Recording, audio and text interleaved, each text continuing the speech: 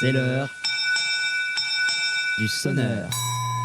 Et donc, je vous le disais, hein, Emmanuel Macron, depuis son discours sur la possibilité d'envoyer des troupes françaises en dynamique, comme il a dit, sur le sol ukrainien, s'était retrouvé bien isolé sur la scène européenne.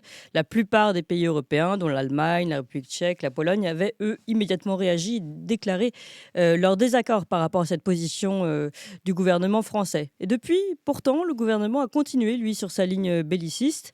Je vous fais quelques petits rappels. Le 8 mars, le ministre des Affaires étrangères, Stéphane Séjourné, est parti à Vilnius, en Lituanie.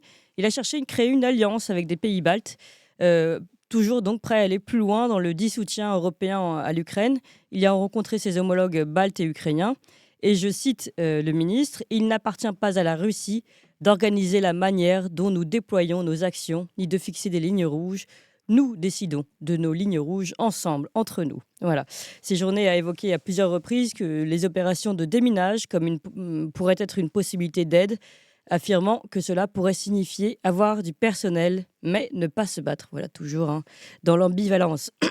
Les ministres baltes, eux, ont félicité la France pour avoir pensé hors des sentiers battus, c'est-à-dire en différence de l'Allemagne et des autres pays qui, eux, ne sont pas prêts à aller plus loin.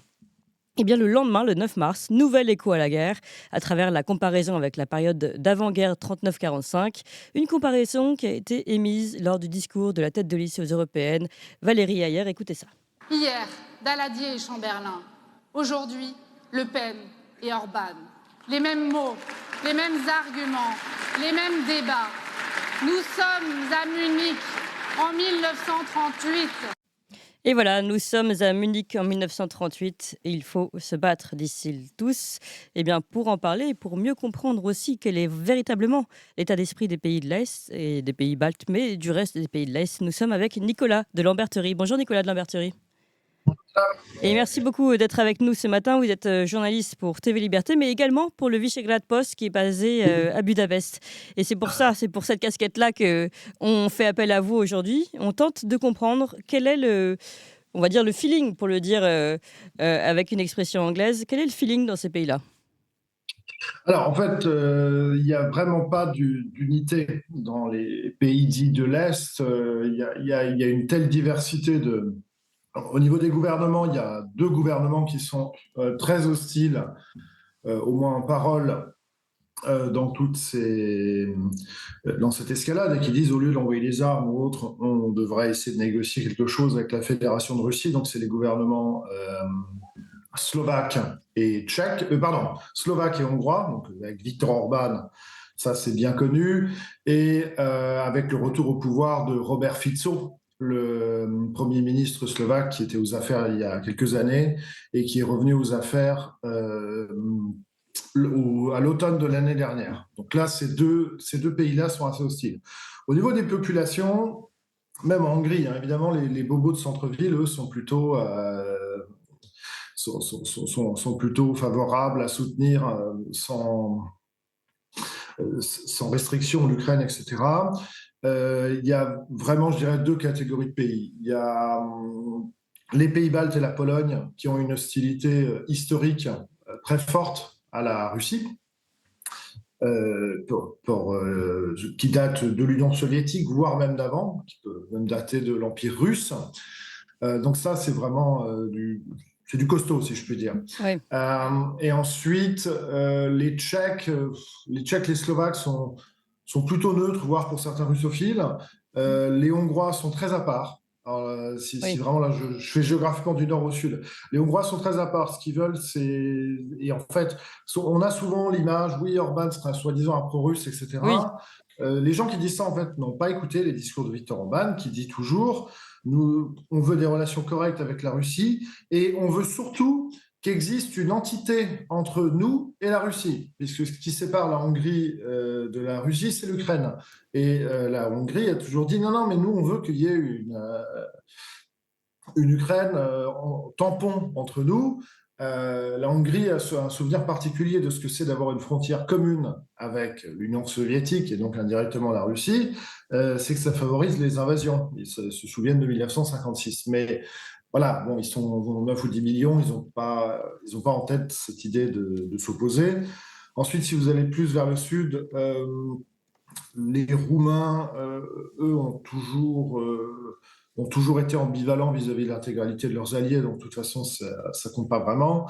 Et vous avez les Bulgares, où là, il y a une vraie division dans la société bulgare. Vous avez encore, parce que pour les Bulgares, leur libération nationale de l'Empire ottoman à la fin du 19e siècle est assez directement le fait des Russes. Par contre, le gouvernement est totalement pro-atlantiste, etc. Donc, donc là, ils ont commencé cette année, l'an dernier, à démolir des statues soviétiques, etc., ce qui choque une partie de l'opinion publique, qui a qui a un bon souvenir du communisme, ça existe, où les nationalistes radicaux sont aussi très choqués, puisqu'ils vont le voir comme une démarche hostile contre la Russie. Après, au niveau des... Voilà, donc les populations les populations ont des sentiments divers, euh, mais l'hostilité la plus évidente, c'est les pays baltes et la Pologne, et encore une fois, pour un certain nombre de raisons assez valables. Et les Polonais, bon, Oui, il mais faut la Pologne, revoir. justement, c'est intéressant parce que là, elle semble être un peu entre les deux. Parce que après les premiers propos d'Emmanuel Macron, les fameux en dynamique, troupes en dynamique, la Pologne a fait part de son désaccord vis-à-vis d'Emmanuel Macron. Ça veut dire qu'Emmanuel Macron lui-même allait plus loin que les plus bellicistes et les plus énervés, entre guillemets, contre la Russie. Oui, oui. Après, je vais être honnête, je ne prends pas très au sérieux cette histoire de troupes. Il y a un danger particulier. Le danger, c'est Non, mais c'est pas une question éventuellement... de est-ce que nous on prend au sérieux, c'est quand même c'est notre président qui l'a dit. Donc à partir de là, c'est est-ce que Oui, lui est pris au bon, sérieux ou pas? C'est plutôt ça. oui, bon, c'est sûr qu'il risque pas d'envoyer ses propres enfants, ni ceux de messieurs Attal et ses journées. Je n'en dirai pas plus. Mais comment dire, c'est- les seules troupes qu'on va envoyer, c'est éventuellement, mettons, on envoie des troupes, ça va être des unités plus ou moins techniques ou des formateurs. Je vois pas vraiment l'intérêt d'envoyer des formateurs. Je pourrais vous donner le nom de localité en République tchèque où l'armée ukrainienne est formée. Y compris d'endroits où parfois c'est des soldats ramassés quasiment sur leur champ où ils étaient en train de cultiver leurs patates, cherchent à s'enfuir. Voilà, je ne vous donnerai vraiment pas plus de détails, mais sachez que la République tchèque, qui est gouvernée par, enfin, mon président, même s'il n'a pas énormément de pouvoir, est un ancien général de l'OTAN, ainsi que la Pologne, ont des centres de formation assez gigantesques pour les soldats de l'armée ukrainienne. Donc il n'y a pas vraiment d'intérêt d'envoyer des formateurs. Ensuite, on va dire, du personnel technique, c'est possible. Et effectivement, ça soulève un danger. C'est-à-dire, si un militaire français en uniforme se prend un missile et meurt, dans quelle mesure ça peut faire grimper l'escalade. Mais ça n'empêche, je ne le prends toujours pas très au sérieux. C'est-à-dire qu'on... Mais encore une fois, je vous dis la même chose, c'est-à-dire que vous pouvez ne pas le prendre au sérieux, ça reste notre président qui l'a dit, donc il continue d'envoyer des messages à l'étranger, et ces messages sont entendus. Oui, Lui envoie des oui, messages qui ne alors, sont pas sérieux, mais on a bien vu d'abord tous les pays au début de l'Europe lui tourner le dos, et puis les pays baltes se dire ah bah justement vous faites bien, pour nous il faut aller encore plus loin, etc. Donc on- alors, oui, comprenez bien, il y a le spectre comment dire, d'un défilé des chars de l'armée rouge dans le Finistère est extrêmement, il est plus que très lointain parce que les Russes n'ont absolument pas les moyens d'envahir l'intégralité de l'Europe. Mais pour le coup, s'il y a éventuellement quelques pays qui peuvent éventuellement craindre quelque chose de la Fédération de Russie, c'est les anciennes républiques de l'URSS. Donc effectivement, c'est le cas des pays baltes. Peut-être ils auront des négociations difficiles à avoir avec le Kremlin si à un moment donné l'Ukraine euh, capitule, ou éventuellement la Moldavie. Donc, c'est des pays qui vont être dans la surenchère. Mais enfin, de toute façon, c'est des pays c'est 2 millions d'habitants à peu près par pays. Enfin, qu'est-ce qu'ils ont comme personnel à envoyer? À part peut-être ramasser leurs derniers russophones et les on- envoyer de force sur le Donc front. pour Ils conclure ont finalement, personne. ouais, est-ce que vous considérez que là, le petit voyage de notre ministre des Affaires étrangères peut-être servait aussi à donner de la crédibilité aux propos peut-être un peu légers, portés légèrement par notre président, et dire, ben voilà, on se retrouve, regardez, on a des pays qui sont d'accord avec nous, parce que visiblement, c'était pas le cas, même de l'Europe, même de la Pologne et même de l'Allemagne. Il a Oui, tout trouvé à avec les fait. pays baltes au moins une résonance à ses propos. Oui, l'idée, c'est au moins de dire jusqu'au 9 juin, où il y aura une élection européenne, c'est de faire mine, et ça c'est important, dans la guerre de communication et dans la campagne électorale, de dire, regardez, on défend une position, on n'est pas tout seul, etc. Il faut que Macron arrive au moins jusqu'au 9 juin, voire jusqu'au JO, à maintenir la pression sur ce sujet-là pour tuer la campagne, parce que pendant qu'on parle comme nous le faisons vous et moi maintenant, de ce sujet, on ne parle pas des problèmes de l'agriculture, de l'inflation, de la désindustrialisation et de la paupérisation des Français. Donc on parle d'un scénario très théorique qui Oui, nous occupe.